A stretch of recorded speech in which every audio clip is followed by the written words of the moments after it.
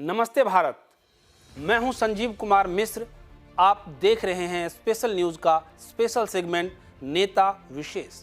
हमारे आज के नेता विशेष हैं बिहार की राजनीति में सन ऑफ मल्लाह के नाम से मशहूर मुकेश साहनी। बिहार में विधानसभा चुनाव के लिए महागठबंधन ने शनिवार को सीटों का ऐलान कर दिया है। आरजेडी नेता तेजस्वी यादव के ऐलान के बाद महागठबंधन की प्रेस कॉन्फ्रेंस में बवाल मच गया। बवाल मचाने वाले वीआईपी पार्टी के अध्यक्ष मुकेश साहनी थे। मुकेश साहनी बॉलीवुड फिल्मों के सेट के डिजाइनर रहे हैं। महागठबंधन की सेट पर जब शनिवार को वह विलेन बने तो तेज प्रताप और तेजस्वी को दिन में ही तारे दिखने लगे।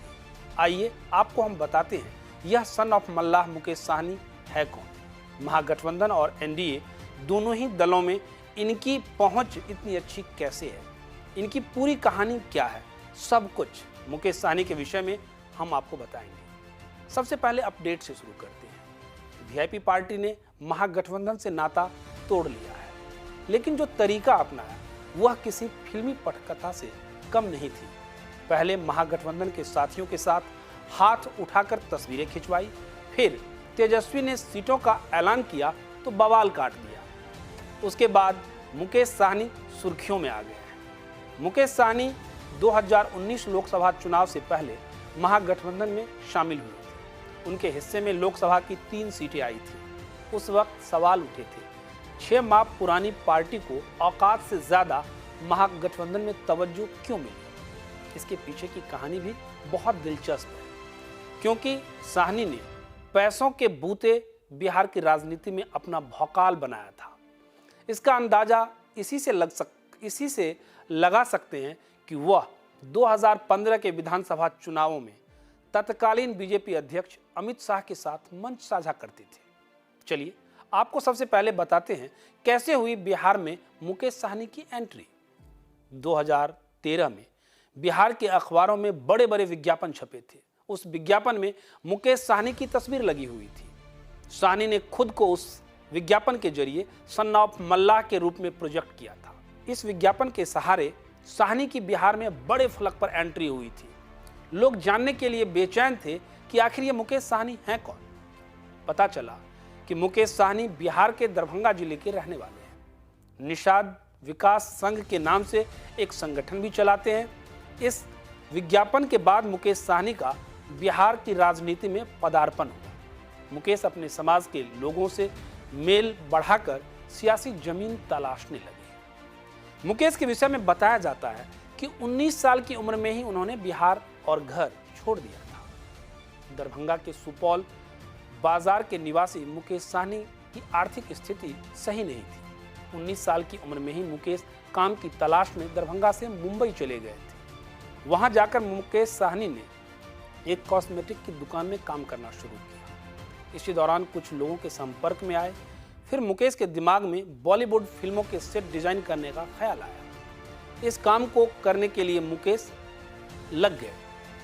सबसे पहला ब्रेक मिला संजय लीला भंसाली की फिल्म देवदास से। मुकेश साहनी मुंबई में संघर्ष कर रहे थे। इसी बीच उनको बड़ा ब्रेक मिला। उन्होंने शाहरुख खान की फिल्म देवदास और सलमान खान की फिल्म बजरंगी भाईजान का सेट डिजाइन किया। इसके बाद उन्होंने बॉलीवुड में एक सिक्का जमा लिया और उन्हें काम मिलने लगे। साहनी ने मुकेश सिने वर्ल्ड प्राइवेट लिमिटेड नाम से एक कंपनी भी बना ली। उसके बाद उन्होंने करोड़ों की कमाई की और करोड़ों की कमाई करने के बाद मुकेश साहनी राजनीति में एंट्री करने के लिए बेचैन हो गए। साहनी ने एक ऐसा भौकाल बनाया कि 2015 में अमित शाह के साथ नजर आने लगे। मुकेश साहनी की बिहार में एंट्री 2013 में ही हो गई थी, लेकिन शोहरत 2015 में मिली। बिहार में जेडीयू और आरजेडी के साथ मिलकर विधानसभा चुनाव लड़ रही थी। बीजेपी उस समय हर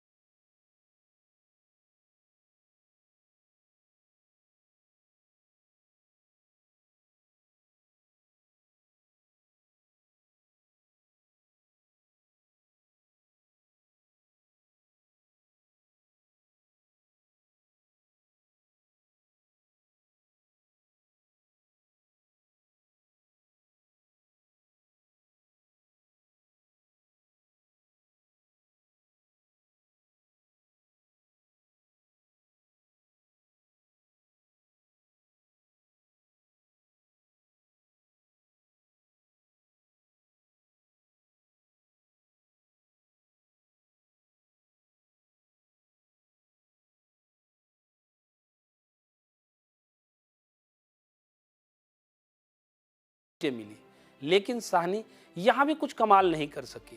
मुकेश साहनी के खाते में मुजफ्फरपुर, मधुबनी और खगड़िया लोकसभा की सीटें आई थी।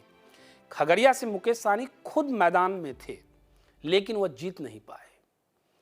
चुनाव मैदान में कोई बड़ा कमाल नहीं कर पाए थे मुकेश। उनके सभी साथी 3-3 लाख वोटों से हार गए थे।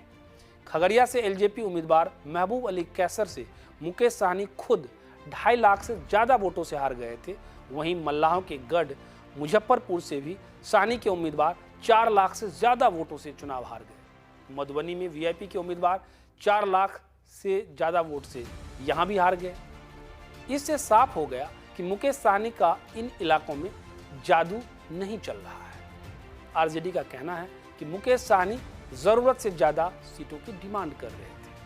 अभी तक मुकेश साहनी राजनीति में कुछ खास कमाल नहीं कर पाए हैं, लेकिन 2020 विधानसभा में वह 25 सीटों की डिमांड कर रहे थे। आरजेडी बमुश्किल साहनी को 10 से 11 सीट देने को तैयार थी, लेकिन साहनी की डिमांड पूरी नहीं हुई तो उन्होंने महागठबंधन के प्रेस कॉन्फ्रेंस में ही बवाल कर दिया। ऐसे में घटक दलों के नेता असहज हो गए। बगल में बैठे तेज प्रताप और तेजस्वी यादव इधर उधर देखने लगे। मुकेश साहनी के पास अब क्या है विकल्प? मुकेश साहनी महागठबंधन से अलग हो गए हैं। कयास लगाए जा रहे हैं कि मांझी की तरह वह भी एनडीए में जा सकते हैं। हालांकि इसे लेकर एनडीए की तरफ से कोई आधिकारिक बयान नहीं आया है। अगर एनडीए में नहीं जाते हैं तो उनके सामने 2 और विकल्प हैं। पप्पू यादव के मोर्चे में जाएं या फिर उपेंद्र कुशवाहा की गठबंधन में जा सकते हैं। लेकिन साहनी ने अभी तक कोई फैसला नहीं लिया है। हाँ, इस खबर को बताते समय एक अपडेट आ रही है, जो अपडेट मैं आपको देना चाहता हूं। अपडेट ये है कि एनडीए में शामिल हो गए हैं मुकेश साहनी। बीजेपी ने उन्हें अपने खाते से 12 सीट देने की घोषणा की है। अभी सूत्रों के हवाले से ये खबर मैं आपको दे रहा हूं।